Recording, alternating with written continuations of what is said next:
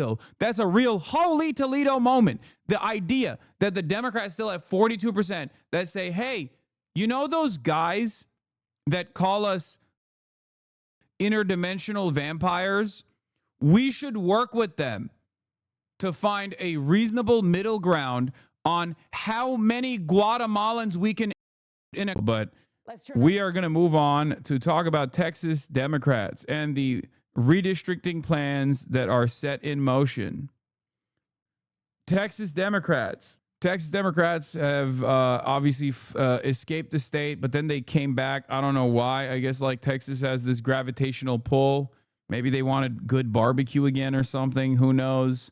But they couldn't stay out of the state for a long enough time to avoid, to avoid this redistricting. Eventually, you got to legislate. So they're back. And, of course, the Texas Republicans are actively trying to carve out maps where they can get like 5 easy W's for Donald Trump, 5 new red districts for Donald Trump. That's how it is.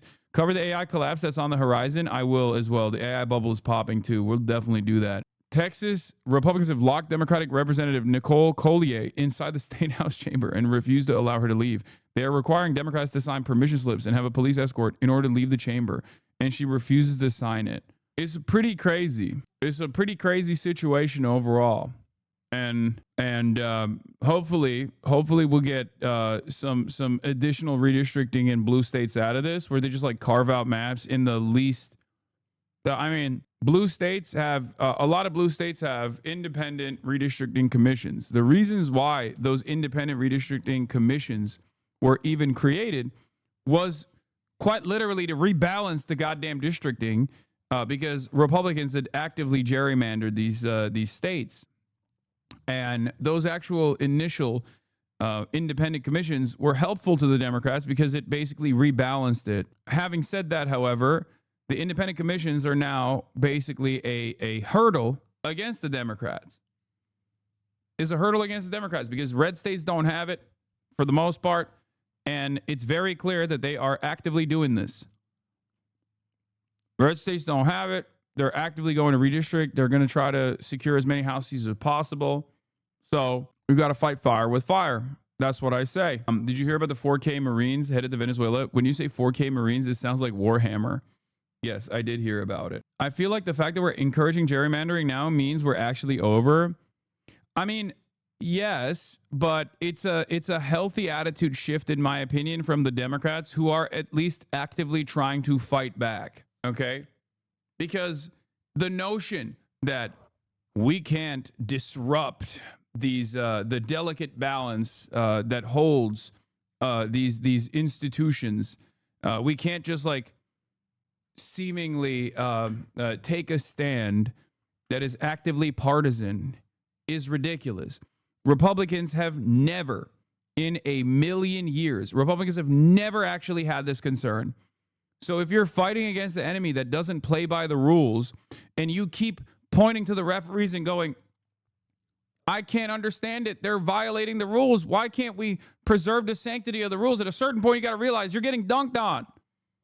Okay? You're getting dunked on. Do something, anything. Okay? So this is what it is. This is the thing. And I really hope that there aren't like significant setbacks, and that like liberals don't get duped by concern trolling that comes from Republicans on this issue. Okay? Yeah, there's no high road and low road. It's a dirt road. Thank you. It's time for the Democrats to get dirty. Please. I mean, it was time for the Democrats to get dirty 20 years ago. Okay? Democrats only get dirty when it's about Democrats only pull out dirty tricks and suppression when it comes to undermining their left flank. Okay? Use that against the Republicans, please. Stop using that against your left flank. We're done. We're done with bringing a knife to a fight, okay? Democrats don't even bring the knife, by the way. I'm demanding that they bring the knife, or better yet, a to the fight. Meanwhile, Democrats are bringing an apology letter to the fight. It's over.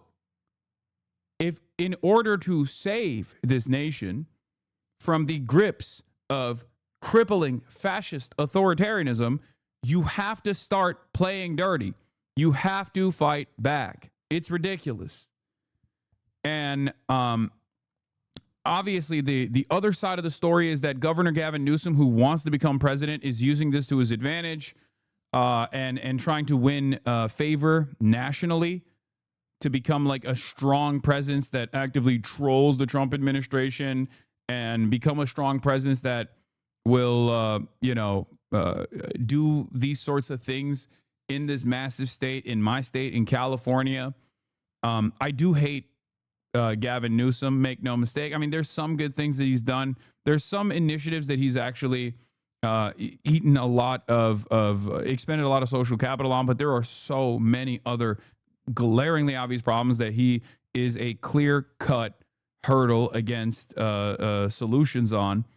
Homelessness is one of the major issues here, obviously. Another one is like Medicare for all in the state of California. So, he is taking advantage of this, but he is doing something that's good. And it's most likely working. Look, Governor Gavin Newsom's California redistricting proposal has a 22-point polling advantage, according to internal memo from Newsom's pollsters obtained by Axios. Holy Toledo! Harry Anton has some choice words for this. Newsom's social media strategy / opposition to Trump is working. He's gained millions of social media followers. Google searches for him are up like a rocket. He's now the front runner for the 2028 Dem nomination per the prediction markets. It's because Democrats want a fighter. Where is AOC? What are we doing? There is no world where the Democrats are actively demanding a fighter. There is no world where Gavin Newsom should take up that mantle, okay? Where's AOC? AOC, step up. Step up, step up, step up. Start batting. Start swinging.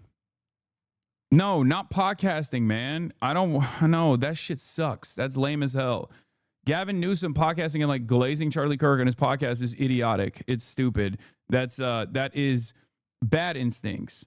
Gavin Newsom, however, getting a lot of play now not because of his like stupid, shitty AI memes or whatever. Gavin Newsom is getting a lot of play right now because he's doing this. Yeah, I think it absolutely has been working in terms of generating attention, which is what he's trying to do, right? I mean, take a look here. Let's take a look right at the @GovPress office followers on X. That's, of course, where you get those sort of the account where Newsom posts those Trump-style mocking types of tweets. Get this. That account, get this, up 450% in terms of the number of followers since mid-June. And it's not just on Twitter, X, where Newsom is. See, Twitter is real life. I was right. No, this is stupid. His Twitter trolling and getting a lot of Twitter followers is utterly irrelevant, okay? It's 75% of the goddamn platform is bot activity anyway. It doesn't matter. That part does not matter. I'm telling you right now, he's gaining national prominence in a favorable way because of the redistricting fight, because he's like constantly saying, dirty Donald, I'm coming for you, like he's just like attacking Donald Trump. Okay, you're delusional if you think AOC is going to do anything. It's so demoralizing that so many people on the left are clinging on to her as some sort of savior or a realistic contender on a national level. AOC could easily become a realistic contender on a national level if she was actively fighting, okay? If she was more prominent, if she was putting herself on the front lines, if she was actually issue specific, okay? Like, Gavin Newsom is the governor of California, and as the governor, he's in a very powerful position. And in that very powerful position, he's using every opportunity he can to present himself as like the number one guy to fight Donald Trump because he recognizes, he's a shark. He recognizes this is what people are demanding. People are begging for it. People are actively, they're desperate for it, okay? And we have two options. The Democratic Party currently is unimaginably weak. In that process, there will be a new leadership built within the Democratic Party's establishment structure. There's blood in the water. If it goes in the Gavin Newsom direction, that is really bad. Okay? And the reason why I say that's really bad is because Gavin Newsom is not a fighter on issues that matter. This is an issue that matters too, but I'm saying like he's using this as a way to make himself seem as though he's like the active fighter that will destroy the Trump regime or whatever. Okay? We need actual progressives. Not someone like Gavin Newsom, who unironically has presented himself as a hurdle against progressive legislation in the state that the California voters consistently vote on through ballot measures that California state legislatures actively try to pass, and then Gavin Newsom vetoes. He is not a good national politician. He's not a good politician. I mean, he's a devastatingly good and charismatic politician in California, but that doesn't mean he's a good, he's going to do good policies. Okay? California is what? The 5th largest economy on the planet. What are we doing? What are we doing? We have tremendous wealth here. Why the fuck do we have so many developing nation style problems in this goddamn state? Look at the roads. Look at the infrastructure. Look at the homelessness crisis. Look at the housing market. It's the 4th largest economy on the planet. Like, it is a larger economy. California is a larger economy than Germany. Okay? What are we doing? What are we doing? We have all of the money here. Okay?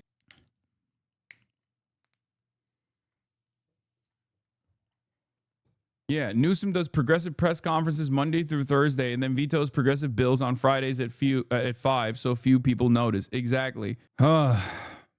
Gaining, even on TikTok and Instagram, his followers are up over 1 million since January alone. My goodness gracious. And more than that, Laura, more than that, what about Google? What about those Google searches for him? Get this, daily Google searches for Gavin Newsom up like a rocket. What are we talking about? Since June 1, up 1,300%. Compared to August 1st, look at that, up 500%. So the bottom line is, in politics, especially if you're thinking of entering in 2028, it's all about generating attention. And so far, Gavin Newsom has done a good job at generating attention. The Democrats want it. Do Democrats want it? Okay. Do Democrats want it? Yeah.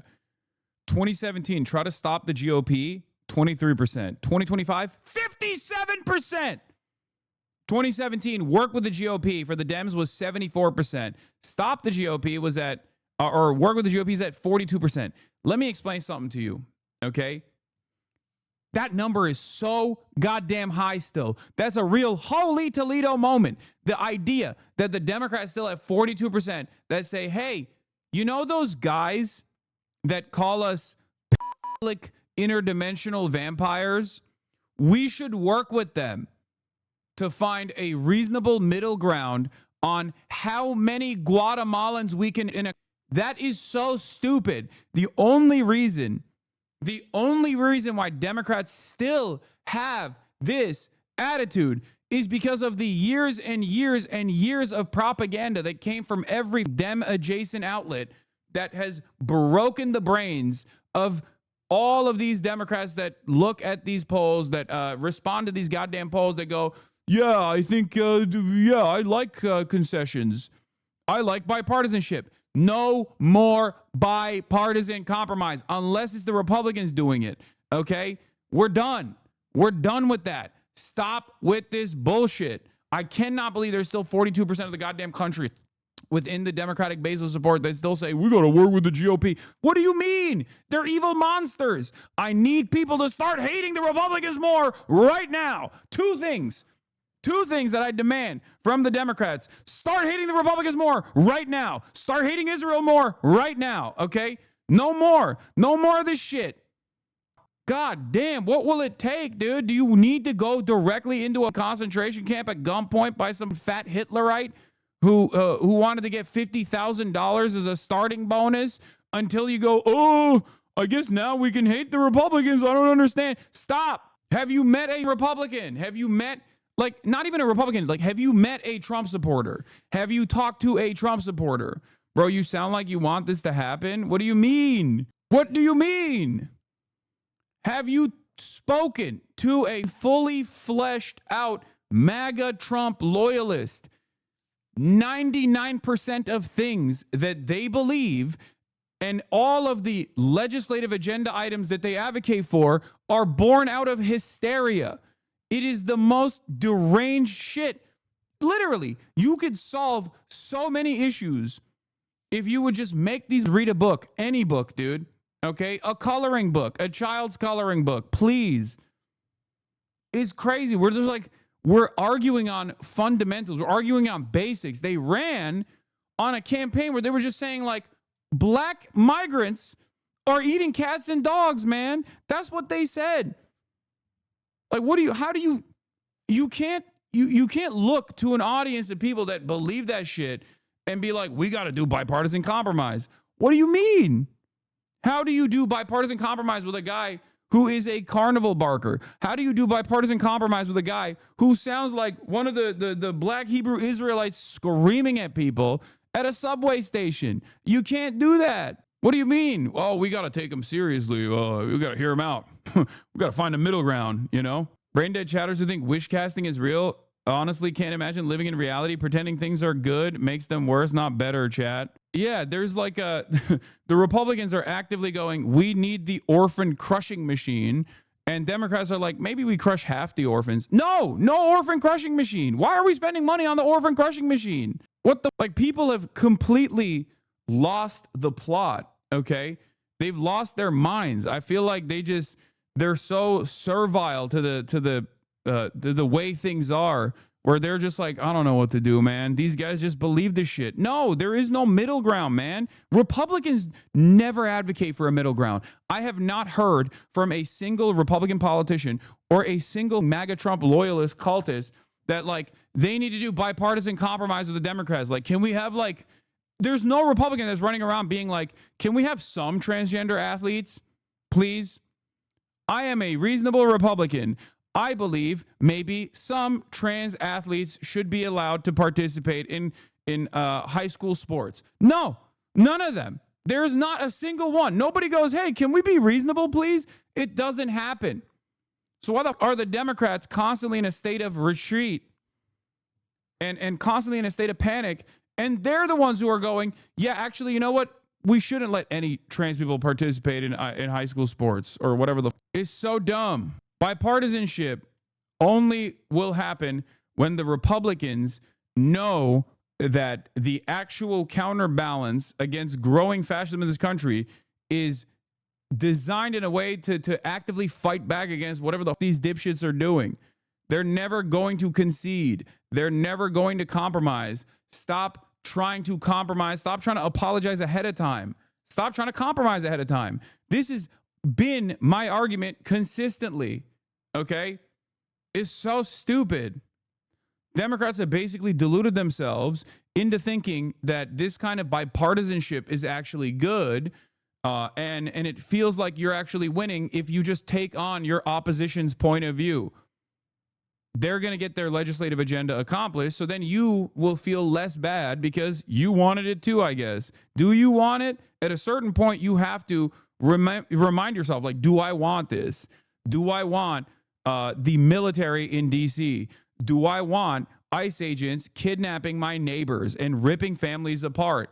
Do I want concentration camps like Alligator Auschwitz to be propped up all around the country? Do I want any of that? Do I want 10% of it? Do I want 20% of it? My answer is no. This is why I have a lot of smoke for the Democrats too, because they delude themselves into this position where they're like, well, let's just get like 20%. No, 0%, zero Alligator Auschwitz, none of that. What the fuck are we doing? Fight back. I think is the trend line that I think says it all. Democrats want their leaders to what? Try to stop the GOP or work with the GOP? You go back to 2017, you see here, work with the GOP took the cake at 74% compared to just 23% who said to try and stop the GOP. But now I'm going to come over to your side of the screen, Laura. Look at 2025. I'm coming as close as I can. 57% say they want the Democratic leaders to try and stop the GOP compared to just 42% who say they want them to work with the GOP. That is a major shift. What are we talking about here? Some quick math up here is 34% rise in terms of the percentage of Democrats who want their leaders to try and stop the GOP. So no wonder.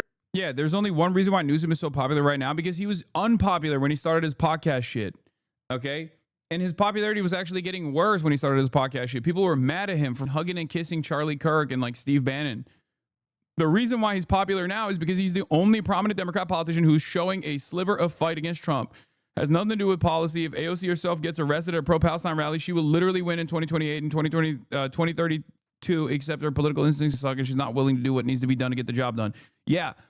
And it's not even just like a pro-Palestine rally. She can do that. That's an immediate boost, okay? But she could do that for ICE kidnappings. She could do that for any number of different things, okay? I think our progressive, okay, our progressive Democrats should be looking to Donald Trump and Marjorie Taylor Greene and their tactics, okay? Their tactics of not being afraid to draw controversy from time to time with bold messaging bills. I'm not saying they should be talking about like Jewish space lasers, okay? But they should be looking to what they do to create anger and use the momentum that already exists, use the anger and resentment that people already feel in their hearts to their advantage, to point the finger of blame at the actual outlets that are causing this harm. Corporations, billionaires, be more uncompromising, be unafraid to lead. This is the reason why Zoran was successful. Okay? Gavin Newsom, he's looking at this polling, he's saying, I can generate attention. This is where the Democratic base is. And right now, he seems to be following the Democratic base. Why? For 2028? For 2028, that is exactly why. And I think the question is it working? Is it working? Well, let's take a look at the betting markets. I think this gives away so much of it. Okay, the chance of being the 2020. Dude, the situation is so dire too. Like the fact that we rely on the betting markets to do political analysis, like serious political commentary is happening at the point of betting markets. Like that is so devastating to me. I don't know. I've been ringing the alarm bells on this shit for a minute now. And it's just, I was talking with someone in the industry about this recently, where it's like, there's a couple forces that are so unimaginably wealthy that you just cannot overcome. And they have forcibly, by way of money, been able to infiltrate normal society, polite society. One of those forces is like the Gulf states. Saudi Arabia come to mind. Their charm offensive is so successful because they just dump entire truckloads of money in the direction of anyone that will normalize and anyone that will like go to Saudi Arabia or the UAE. So it's like impossible to go against that at this point. Sports washing is far, far too powerful a force to deal with. And the other side of the story is gambling websites, specifically cryptocurrency backed gambling websites, all the way from Stake to Poly Market and all these other like institutions. They are holding on to any kind of influence they can by way of money. They just like dump boatloads of money in the direction of people, and most people eventually give in. They go, all right, like I'll take it. Yeah. Yeah. It's not that everyone is transgender and everything's computer. It's actually everyone is gambling. Everything's Saudi Arabia. Democratic nominee, according to the prediction markets. Look at where we were on June 1st. We basically had a clown car for first. Newsom, AOC, Buttigieg, 11%, 10%, 8%. But look at where we are now. Look at this. Look who's jumped up all the way up to 24% chance, about a 1 in 4 chance of getting the nomination. Gavin Newsom. AOC staying pretty steady at 13%. And then, of course, we have Pete Buttigieg, who has stayed absolutely steady at 8%. So at least at this particular point, the prediction markets are saying, yes, yes. It's too bad Chris Murphy isn't more charismatic and ambitious. He is ambitious. He's not charismatic. His politics are centrist enough to speak to the masses. No, let go of this idea that you have to be a centrist to speak to the masses. That's bullshit. Make a convincing argument, please. The notion, every Democrat has this in their heart, dude. I feel like this is a major hurdle, okay, for the average Democrat voter. The average liberal still has this weird, distorted version of reality. The notion that you have to be a quote-unquote centrist to actually win the largest number of votes. That is bullshit. Look at Donald Trump. Look at Donald Trump. Was he a centrist? No. He won twice. There is no world where you have to be a centrist to win. You can be a radical as long as you communicate that your ideas are not really all that radical. That's it. That's it. Stop. That is a lie that liberal media has told you for years and years and years. Okay, stop believing this shit. You don't believe mainstream news resources when it comes to talking about Israel. You understand that they are behaving in an indecent manner for an alternative reason, okay, for a cynical reason. So why the fuck do you still believe it when they have told you for decades that like centrism is the way, third way neoliberalism is the way, we have to hug and kiss the Republicans, and that's the best way to do it. When Kamala Harris got destroyed by Donald Trump, who was very much not a centrist at all, who said the institutions, the establishment, even though he was president, he was still able to present himself as like a figurehead that was outside of the boundaries of American politics, and people responded to him again in a positive manner. They voted for him again. Liberals have MSNBC pundit brain because they think it makes them seem smart. It doesn't. I think it makes them seem very dumb. It makes me incredibly frustrated when I hear regular ass like voters present this as a viable political movement too. Like the notion that being nominally better, marginally better than the Republican Party is actually the best method of winning elections, when in fact it's been a demonstrable failure. Okay.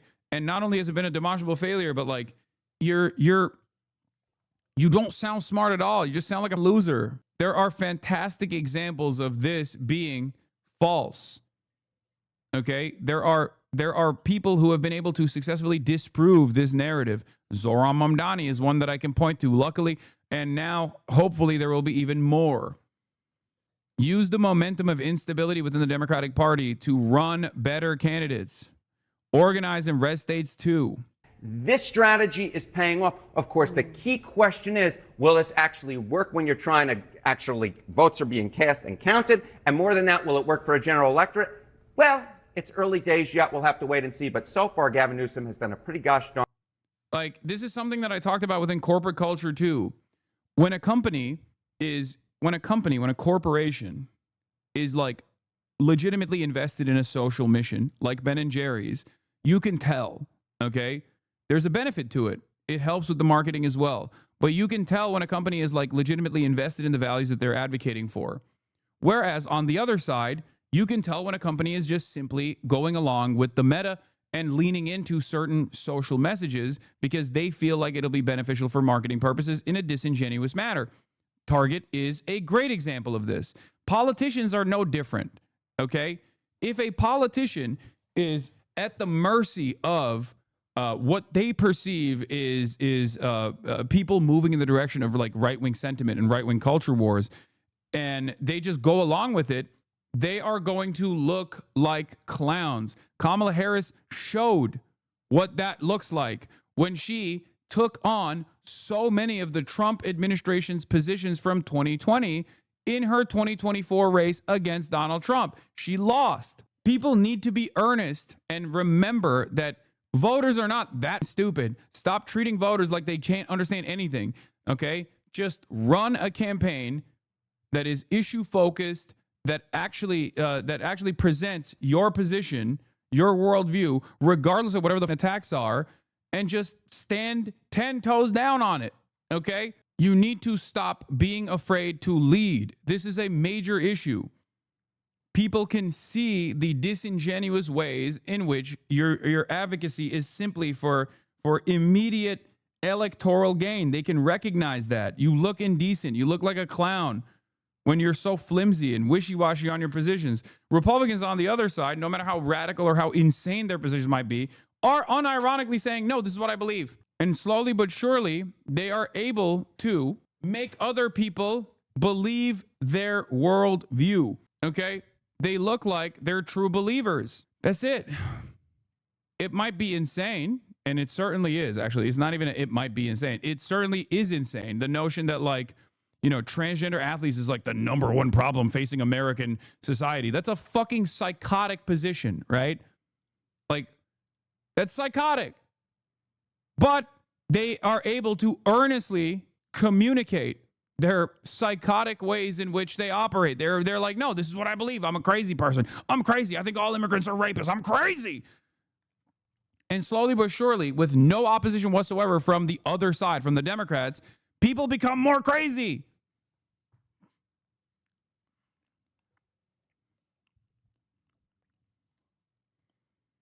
I hate the pundit speak from the left. It removes the principles, objectives of politicians who are supposed to work for it. This isn't a board game.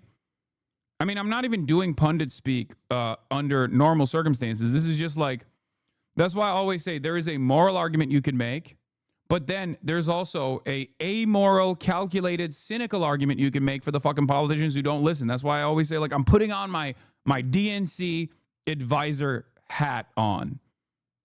Okay? I've done this. I've done this with Israel. I did this throughout the entire election campaign, like throughout the entire general election. I said, there is an argument that I can present to any Democrat that will hear that actually boosts their favorability, okay? That will help them win the election.